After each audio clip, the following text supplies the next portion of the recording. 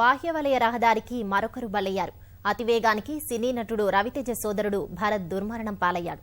శంషాబాద్ మండలం కొత్వాలగూడ వద్ద రాత్రి జరిగిన ప్రమాదం రవితేజ కుటుంబంలో విషాదం నింపింది. హైదరాబాద్ బాహ్యవలయ రహదారిపై వేగ నియంత్రణకు అధికారులు ఎన్ని చర్యలు తీసుకుంటున్నా ప్రమాదాలు ఆగడం లేదు. అతివేగానికి ప్రముఖులు, వారి సంబంధీకుల ప్రాణాలు గాల్లో కలుస్తున్నాయి.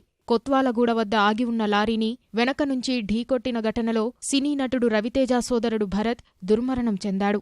రాత్రి 10 గంటలకు ఘటన జరగ్గా ఉస్మానియా ఆస్పత్రికి తరలించిన పోలీసులు వివరాలు తెలిసిన తర్వాత మృతుడు రవితేజ సోదరుడు భరత్ అని నిర్ధారించారు. మేము కలిసి ఎక్కడికి వెళ్ళినా కలిసి వెళ్ళేవాళ్ళము.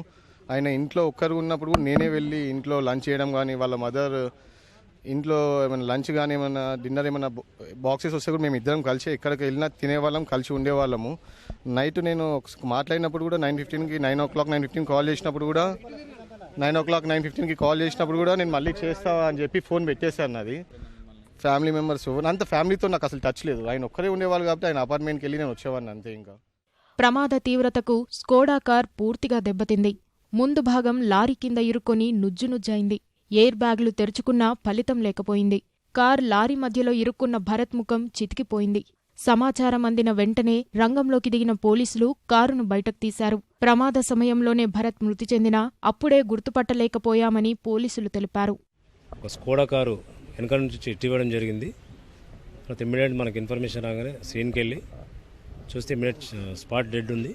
ఇమ్మీడియట్ హాస్పిటల్ షిఫ్ట్ చేసినాం. ఆగి ఉన్న లారీపై కేసు చేయడం జరిగింది. 304 కేసు చేసి ఇన్వెస్టిగేషన్ చేస్తాం. వాళ్ళ మార్నింగ్ వాళ్ళ పేరెంట్స్ వచ్చారు. వాళ్ళు వచ్చి వాళ్ళు ఐడెంటిఫై చేశారు.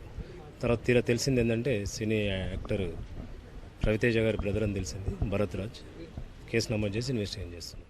ప్రమాద సమయంలో కారులో భరత్ ఒక్కరే ఉన్నారని పోలీసులు తెలిపారు.